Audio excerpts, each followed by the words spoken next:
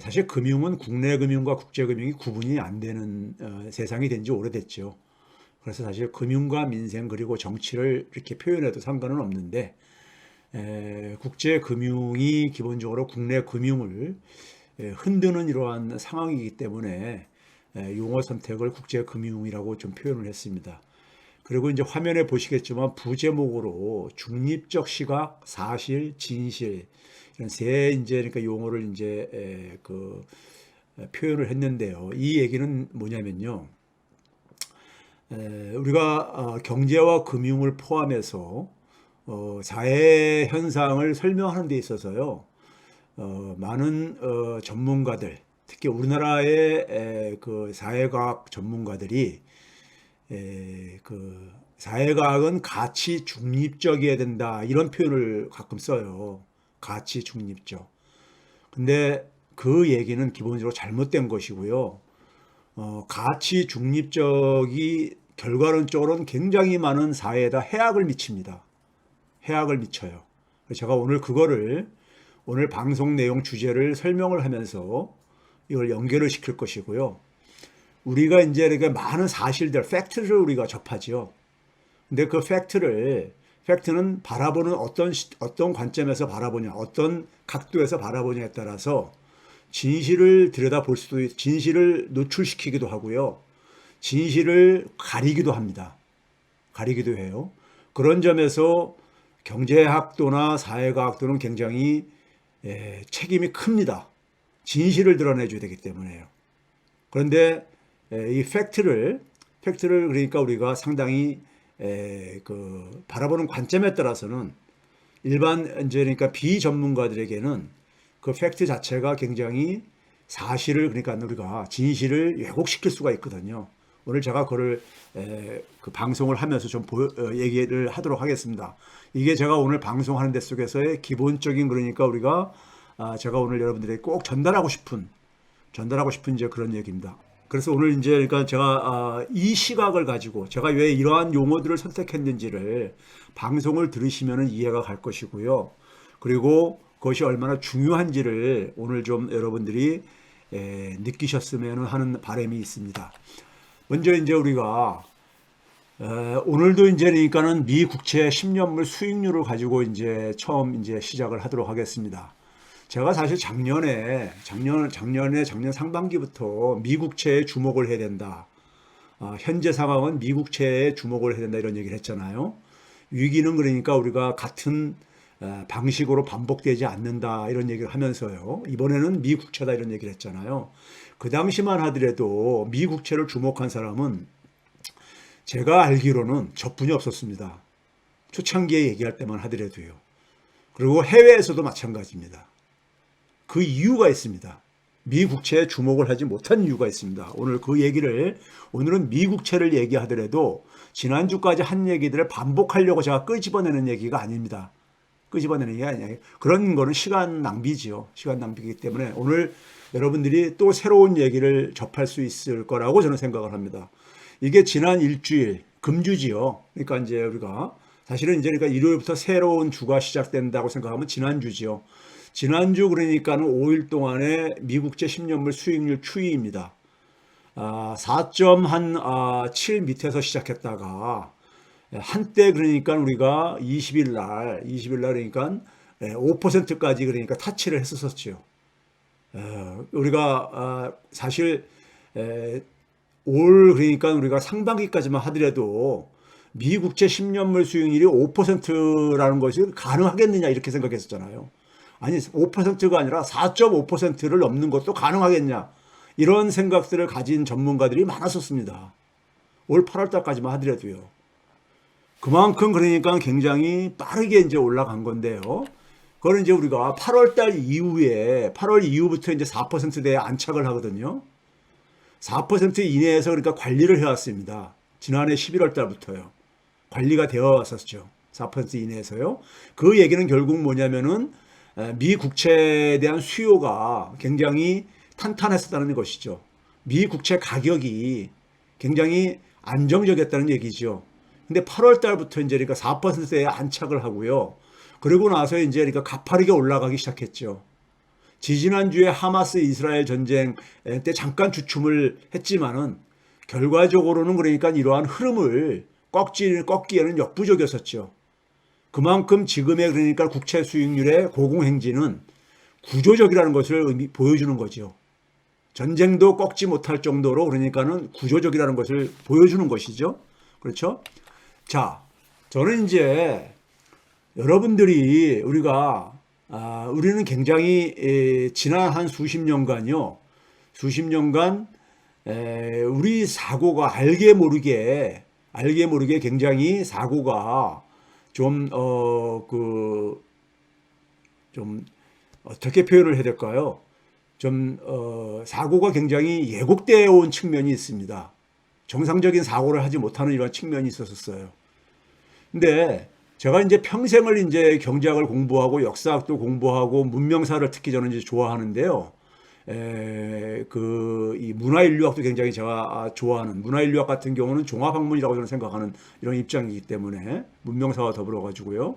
근데 좋아하는데, 근데 이제 제가 평생을 공부하면서 내린 결론은 뭐냐면요.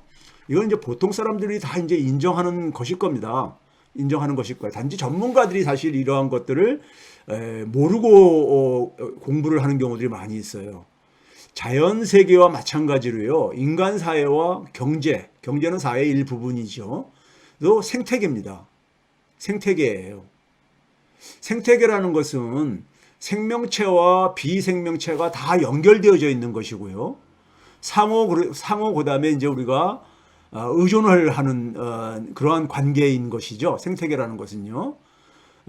그래서 이제 인간 사회와 경제 생태계를 연결하고 균형을 만들어주는 것이 정치와 시장입니다.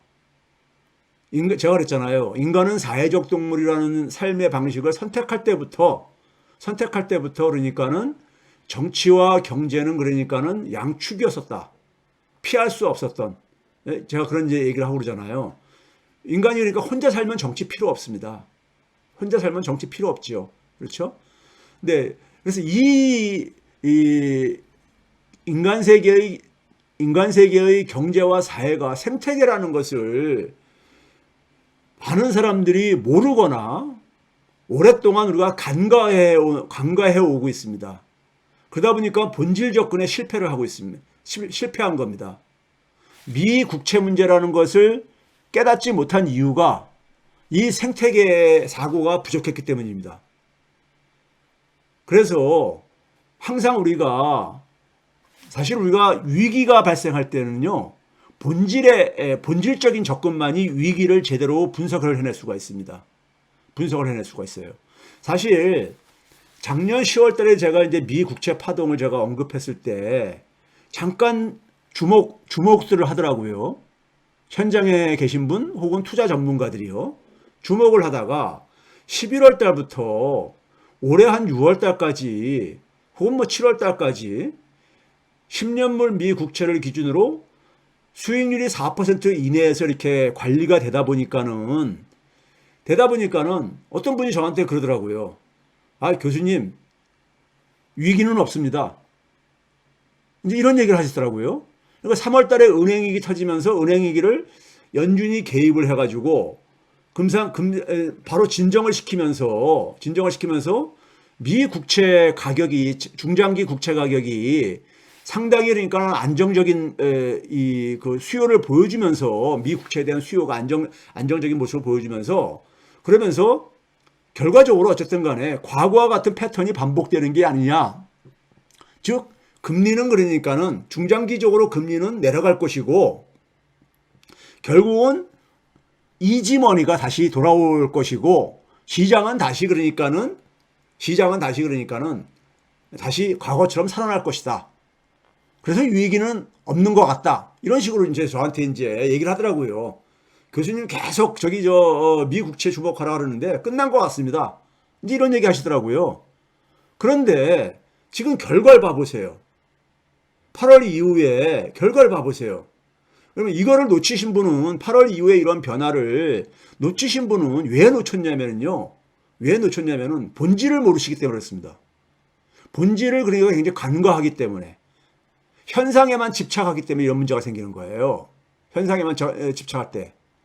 근데 위기를 보려면 본질을 볼 줄 알아야 돼요. 본질을요. 그게 이제 소위 말해서 제가 이런 표현하면 건방지다 할지 모르겠지만 고수와 하수의 차이입니다. 평생 공부를 해보니까요. 그 다음에 제가 이제 먼저 이제 그러니까 화두를 던지면요. 금융은요. 80년대 후반 이후에 제가 이제 생태계 사고를 가지고 좀 비유해서 먼저 좀 표현을 할게요. 결론적으로요. 80년대 후반 이후에, 그러니까 80년대 후반부터죠. 레이건이 2기가 이제 85년도에 시작을 하잖아요. 두 번째 임기가요. 85년도 두 번째 임기 시작하면서 미국을 그러니까 세계 투자의 수도로 만들겠다. 이런 이제 선언을 하죠. 그러면서 이제 뭐냐면은 미국은 금융 중심으로 그러니까 경제를 재편하겠다는 의지를 밝힌 거였습니다. 그게요. 80대 후반 이후에 정치는 실종돼 버리고 민주주의는 실종돼 버리고 시장만이 그러니까 독주를 하는 시대가 열리게 됩니다. 시장만이 독주를 하는 거죠. 시장만이 독주를 하면서 시장에 과잉이 생겨요. 시장 과잉이요. 시장과 정치는 상호 균형을 이루어야 되거든요. 민주주의하고 시장은 균형을 이루어야 되거든요. 근데 민주주의와 정치가 실종돼 버리면 시장은 과잉되어집니다. 시장은 과잉되어져요. 그게 이제 제가 좀 비유해서 표현한다면 사람의 몸에 비유한다면요. 과도한 비만증에 걸리게 된 거예요. 과도한 비만증. 소위 말해서 그러니까는 시장에서 요구하는 건 시장의 논리는 뭐였었어요? 이지머니 공급이죠. 값싼 돈을 공급하는 거예요. 값싼 돈을 공급해 주는 거예요. 그래서 돈의 잔치를 바라잖아요. 시장은 돈의 힘이 지배하는 곳이잖아요. 돈의 축적을 그러니까 원하는 이런 분위기가 사회를 지배해 버리죠. 사회를 지배해 버립니다.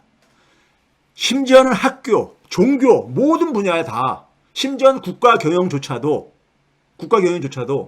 전부 다 뭘 얘기를 했냐면은 투자 유치. 대통령은 해외 나가서 해야 될 가장 중요한 게 투자 유치. 대학의 총장도 마찬가지로 펀드 유치. 다 돈의 논리였었죠. 돈의 잔치를 다 원했죠. 그리고 돈을 굉장히 공급을 해줬죠. 이게 사람 몸에 비유하자면은 그 당시에 비만증에 이제 그러니까 걸리기 시작한 거예요.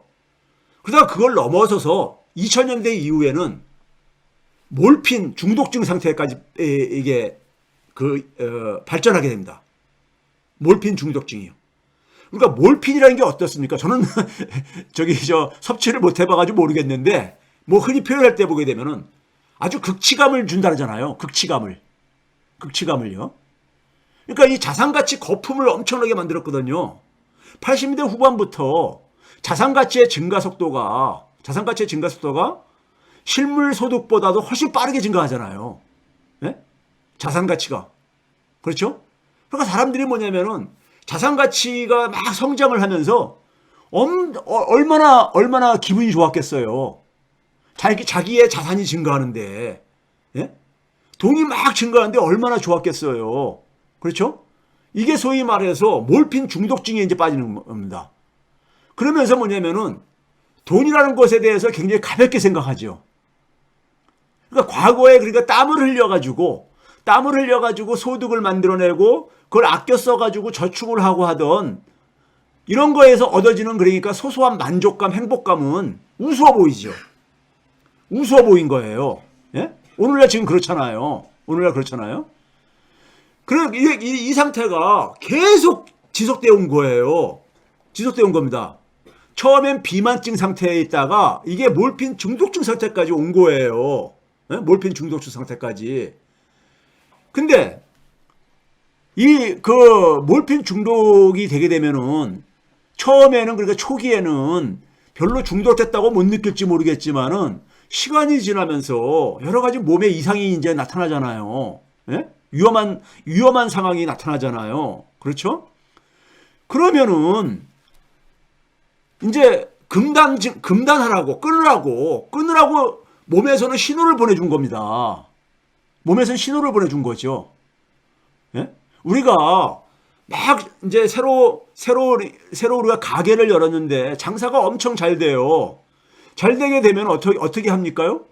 잠시간도 줄이고 하루에 그러니까는 두세 시간, 서너 시간 자면서 물이 들어올 때 그러니까는 물이 들어올 때 노줘야 된다고 하는 우리가 이런 비유적인 말이 있듯이 열심히 일해가지고 돈 모으는 재미에 막 그러니까 우리가 과로를 하게 되죠.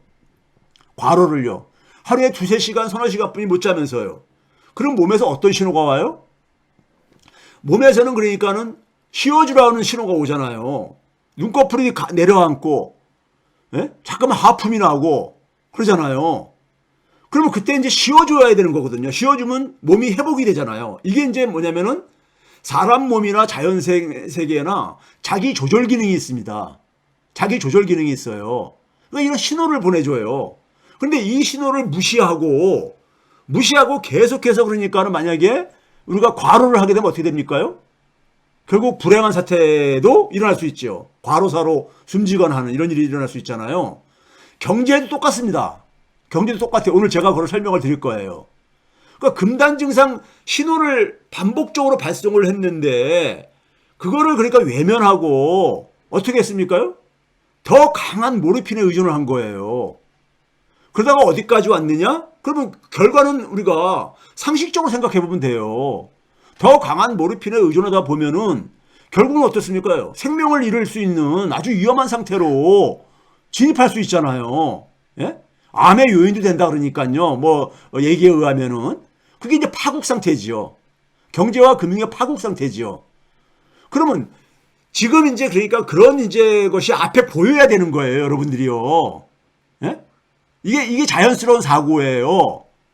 그럼 여기서 뭐냐면 우리가 지금 선택해야 되는 건 뭐냐면은 빨리 내가 굉장히 아주 불행한 사태인 생명을 잃어버릴 수 있는 그런 불행한 사태가 오기 전에 해야 될 일은 뭡니까요? 해야 될 일은 이거 끊어야 되는 거잖아요. 그게 바로 뭐냐? 고통스럽지만은 그 끊는 건 굉장히 고통스럽잖아요. 그게 소위 말해서 구조조정이죠. 구조조정입니다. 그러니까 우리가 몰핀 중독에서 벗어나려면 되게 어떻게 합니까? 첫 번째 길로 우리가요. 주변을 정리해야 되잖아요. 같이 몰핀 맞고 이러던 인간 관계를 다 정리를 해야 되잖아요. 끊어내버려야 되잖아요. 되게 그거 하시는 분은 같이 한다 그러더라고요. 그러니까 주변 정리를 해야 된다 그러더라고요. 그럼 우리가 현재 그러니까 금융 상황에서는 해야 될 일이 뭐냐? 첫 번째가 이지머니하고 헤어질 결심을 해야 되는 거예요. 이지머니하고 헤어질 결심을요. 이지머니하고 헤어질 결심이라는 건 굉장히 고통스러운 거죠. 지금까지 지난 수십 년간 이지머니에 굉장히 우리가 도취하며 살았거든요. 몰핀이라고 제가 표현을 했잖아요. 그런데 우리가 몰핀을 끊는 게 굉장히 힘든 과정인 것처럼 이지머니하고 헤어지려고 하니까는 자산 가치가, 주식 가치가 떨어지고 부동산 가치가 떨어지는 거 굉장히 고통스럽죠. 고통스러운 거야. 그러니까 다시 또 어떻게 합니까요? 이지머니에 대한 유혹에 빠지죠. 이지머니에 대한 유혹에 빠지는 거잖아요. 그렇죠?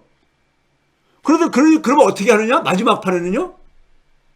이지머니하고 강제 이별을 시킵니다. 강제 이별. 스스로 이별을 못하면 강제 이별시키죠. 그게 바로 과로사 같은 거잖아요. 과로사. 예? 몸을 쉬라고 계속 신호를 보냈는데도 안 쉬어. 예? 그러다 쓰러져. 이런 것처럼 신호를 보내줬는데도 불구하고 헤어질 결심을 안 하는 거예요. 이지머니하고. 그러면 이제 강제 이별 단계로 이게 발전합니다. 강제 이별 단계로. 지금 미 국채는 그러한 지금 초기 모습이에요. 강제 이별시키는요.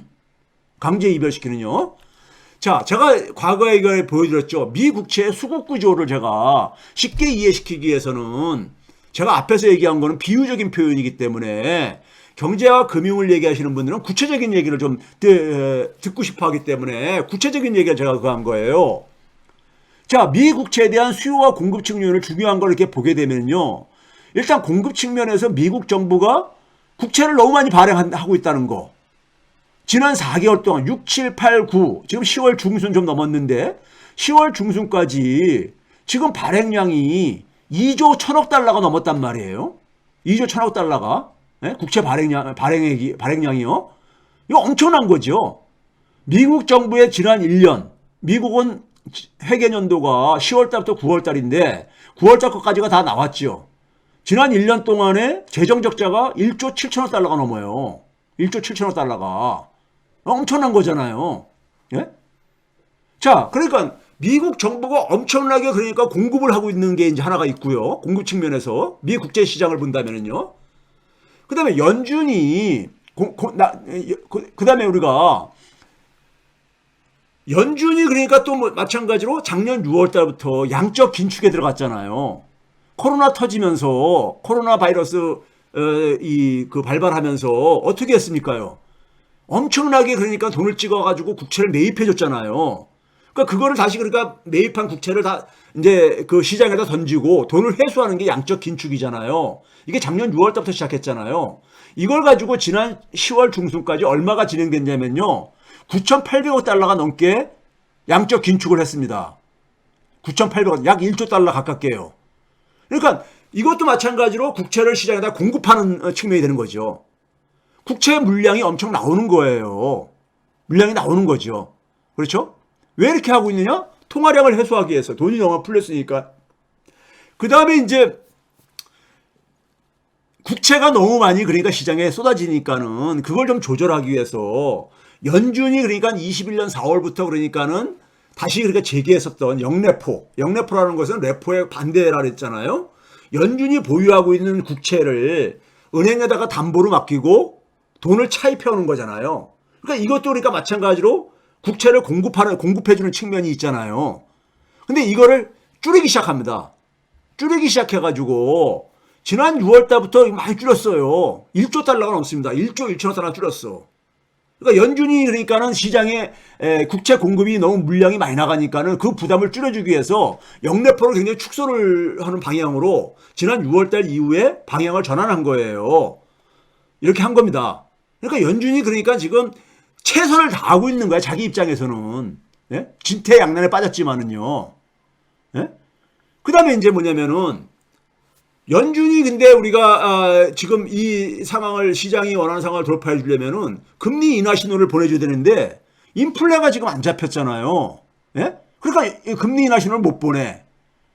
그러다 중국도 마찬가지로 미 국채를 매도하는 게 중국 입장에서는 바람직한 거예요. 두 가지 이유로요. 하나는 뭐냐면은 미 국채 가격이 하락할 걸로 전망한다면 미리 먼저 매도를 해야지요. 그게 이익이 되는 거잖아요. 둘째는 뭐냐면은 지금 이 상황을 굉장히 중국은 달러의 힘을 꺾을 수 있는 그러니까는 절호의 기회라고 생각을 할 수밖에 없는 거잖아요. 그래서 미국채를 매도를 하고 있죠. 끊임없이요. 그러면 나머지 남은 부분이 뭐냐? 시장의 풍부한 유동성입니다. 풍부한 시장의 유동성이에요. 미국의 시장의 유동성이 엄청납니다. M1, 우리가 M1이 뭡니까? 현금성 통화량이잖아요. 현금성 통화량이 18조 3천억 달러나 돼요. 엄청나게 많죠. 언제든지 그러니까는 실탄으로 사용할 수 있는 돈들이 이렇게 많다 이거예요. 머니마켓 펀드에 있는 게 6조 1천억 달러가 돌파했죠. 이미 8월 말에요. 예? 돌파했어요. 그러니까 엄청나게 유동성이 풍부한 거예요. 이건 다 현금화할 수 있는, 언제든지 현금화할 수 있는 실탄들이란 말이에요. 그러면 결국은 이 시중의 풍부한 유동성이 미 국채를 사주면은 게임 체인저 역할을 할 수가 있는 거예요. 미 국채의 수익률 상승을 꺾을 수가 있는 거죠. 시장의 이 풍부한 유동성들이 미 국채 사주면은 이건 꺾이는 거예요. 꺾이는 건데 이게 안 사주고 있다는 얘기잖아요. 결국은요. 돈은 많은데 사줄 수 있는 실탄은 굉장히 많은데 이걸 사지 않는다는 얘기잖아요. 지금 상황이. 그렇죠? 그럼 왜 안 사주느냐? 오늘 그 얘기를 좀 할게요. 자, 오늘 제가 이제 몇 가지 지표를 좀 보여드릴게요. 이게 뭐냐면은 미 국채가 굉장히 많잖아요. 뭐 우리가 단기로는 한 달짜리부터 시작해가지고 만기가 되게 이제 3개월짜리가 되게 단기지만은 예? 단기 상한 기간이 단기인 국채부터 해가지고 장기는 한 50년까지도 있고 그러니까요. 예? 이런 국채들이 다양하잖아요. 그걸 전체를 다 합해가지고 왜 그러냐면 단기, 중기, 장기 국채에 따라서 국채 가격의 변동폭은 차이가 있기 때문에 다 합쳤을 때 미 국채에 그러니까 투자 수익률을 수익률을 계산해 보면은요. 2020년 8월 5일이 가장 이제 그러니까 고점을 찍었었어요. 2013년을 100으로 났을 때 이게 한 490일까지 올라갔었으니까요. 그리고 나서 작년 10월 달 국채 파동 있을 때요. 410일 조금 밑에까지 떨어졌었습니다. 이때는 그러니까 국채 가격이 가장 최저점까지 떨어질 때였었어요. 모든 국채 평균 가격입니다. 모든 국채 평균 가격이요. 이때가 가장 최저점이었었어요. 예? 최저점이었었는데 최근에 언제냐면 10월 18일 기준입니다. 제가 지난주에 토요일 금요일은 시간이 없을 것 같아가지고 미리 제가 18일 기준으로 제가 계산을 해봤습니다. 18일 기준으로 414까지 그러니까 거의 이제 근접한 거예요. 작년에 최저점을요. 414니까 작년에 412일 정도 했었으니까요. 거의 작년 10월달 최저점까지 지금 근접하고 있는 거예요. 이게 역사상 가장 많이 국채 가격이 하락한 거거든요. 예? 가장 많이 하락한 겁니다. 이번이. 예? 그럼 이게 손실률이 얼마냐면요. 마이너스 15.7%입니다. 한 16% 정도 그러니까 국채에 투자한 사람들이 저 정점기에 그러니까 국채를 만약에 투자한 사람 같은 경우 지금까지 보유하고 있다면은 한 16% 정도 손실을 보고 있다는 얘기예요. 평균적으로요. 자, 그런데 국채마다 좀 차이가 있다 이겁니다. 수익률이요. 차이가 있는데 먼저 뭐냐면 2년물이요. 2년물은 그러니까 우리가 중장기 중에서 가장 이제 우리가 짧은 거라고 보면 되는 거죠. 2년물은 손실률이 마이너스 3.7%뿐이 안 돼요. 정점 대비해서요. 그러니까 손실이 크게 안 난 거잖아요. 전체 평균에 비하면은요. 손실이 별로 안 났죠. 그 다음에 이게 안 되면 3년물입니다. 3년물이 되게 되면 7%로 거의 2배 이상으로 이렇게 뛰어 올라가져요. 예? 손실률이 아까 3.7%에서 7%로 2배 정도 뛰어 올라가잖아요. 2년물하고 3년물하고요. 그렇죠? 그 다음에 10년물을 보게 되면요. 26%까지 손실률이 뛰어 올라갑니다. 마이너스 26%로요. 그러니까 지금 뭐냐면 만기가 길수록 손실률이 커지고 있죠. 근데 10년물 정도 되게 되면 굉장히 손실률이 커지는 거죠. 10년물은 작년에 가장 저점이었었던 10월 24일 수준을 이미 돌파했어요.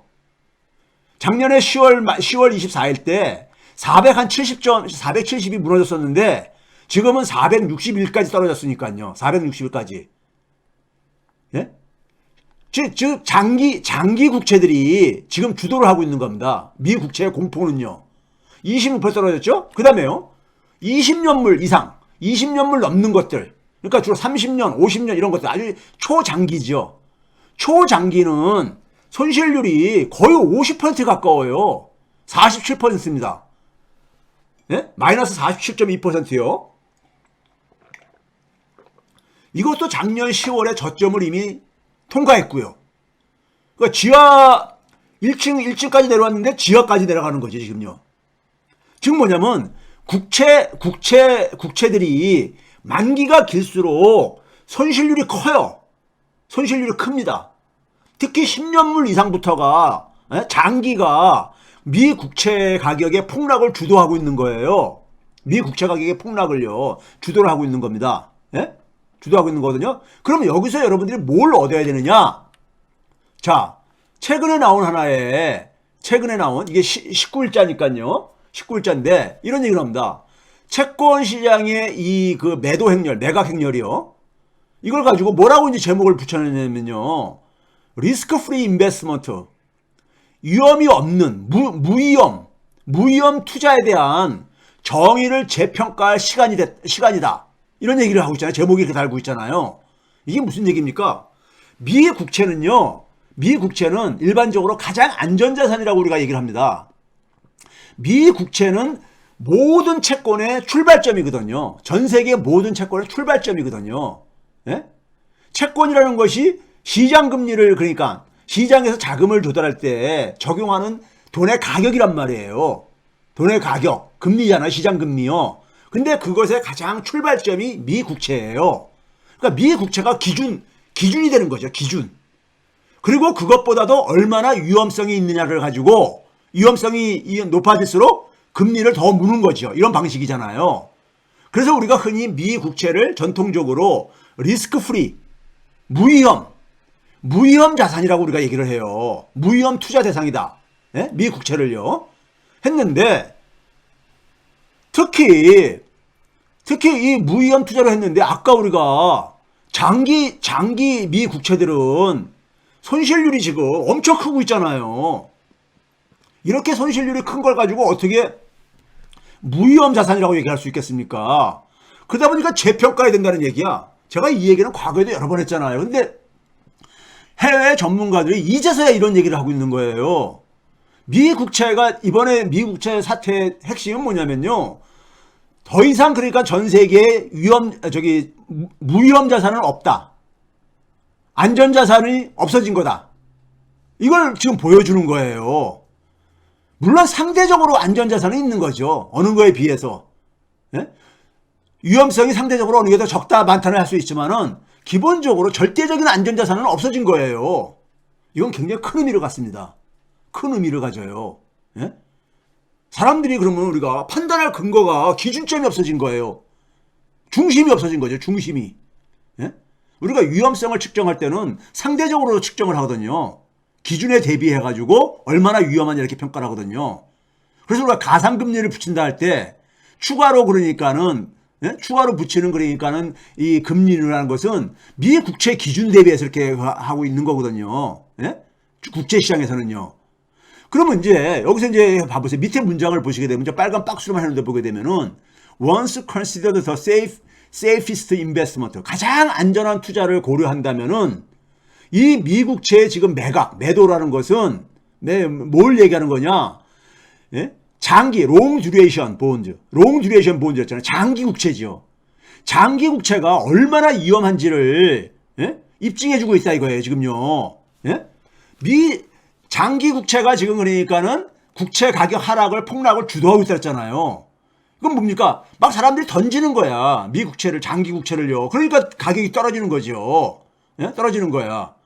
근데 이 장기 국채는 기본적으로 가장 안전한 자산이라고 우리가 전통적으로 얘기했던 거예요. 미 국채 중에서도 특히 이 장기 국채는요. 잠시 후에 말씀드리겠지만요.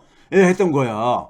그러다 보니까 뭐라고 했습니까? 그 밑에요. This is a great opportunity for investor. 투자가들에게 굉장히 커다란 기회라는 게 뭘 기회냐면은 앞에 제목과 똑같은 얘기죠. 무슨 제목, 이 얘기가 뭡니까요? Bond investment being risk free. 위험성이 없는 무위험 채권 투자에 대한 투자 철학을 재평가할 지금 그런 기회다 이거예요. 그런 시간이다 이거예요. 그러니까 이거는 금융에 있어서는, 국제금융에 있어서는 엄청난 지금 격변이에요. 지진에 비유할 수 있는 겁니다. 이 의미를 여러분들이 이해를 하셔야 돼. 예? 의미를 이해하셔야 돼. 근데 제가 뭐라 했습니까? 미 국채는 기본적으로 달러의 힘을 반영하는 거랬잖아요. 달러의 힘은 미국의 힘이잖아요. 예? 20세기 이래, 1900년대 이래 미 국채의 손실률이 가장 높았었던 때가 지금 지난해라는 거 아닙니까? 그리고 뱅크 오브 아메리카가 미국이 독립한 이래 한 250년간 미 국채의 투자 수익률을 계산해 보니까 장기 국채 같은 경우는 가장 그러니까 손실률이 높다라는 거 아닙니까? 이번이요. 예? 예? 그 얘기는 결국은 무슨 얘기예요? 20세기는 미국의 시대였잖아요. 미국의 시대에 이게 균열이 가기 시작하고 있는 걸 보여주는 거예요. 국제 금융에서요. 예? 군사적인 측면을 볼 필요 없이 미국의 군사력도 달러의 힘에서 나오는 거잖아요. 달러의 힘이 없으면 미국 군사력도 사실은 허당입니다. 예? 달러잖아요. 달러는 결국 미국의 경제력을 의미하는 것이고요. 그렇죠?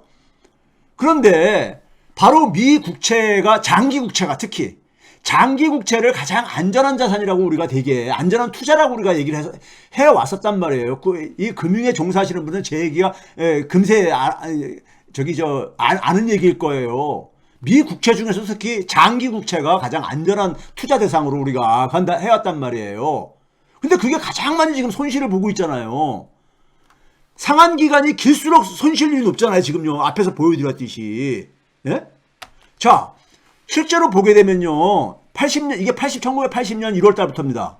최근까지요.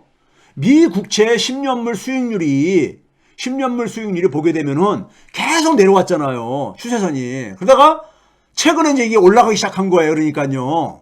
예? 포스트 팬데믹 이후에 올라가기 시작한 거죠. 예? 이게 월간 평균이기 때문에 장기는 월간 평균으로 할 수밖에 매일 일하게 되면 너무 크잖아요.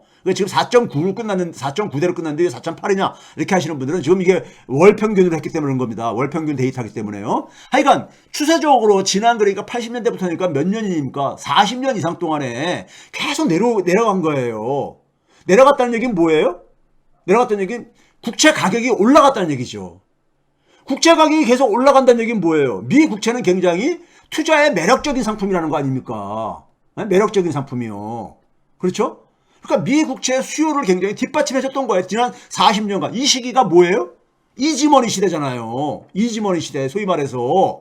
그러니까 이런 상황 속에서는 장기 국채는 가장 안전한 투자 대상이죠. 예? 이렇게만 지난 40년 동안 흘러왔으니까는 미 국채 투자하는 것이 얼마나 안전하겠어요. 더군다나 수익까지 낼 수 있는데 30년을 봐보세요. 30년도 마찬가지잖아요. 30년도 계속 하락해 왔잖아요. 예? 30년을 미 국채 수익률이 계속 하락할 수 있다는 것은 그럼 뭘 의미하는 거냐?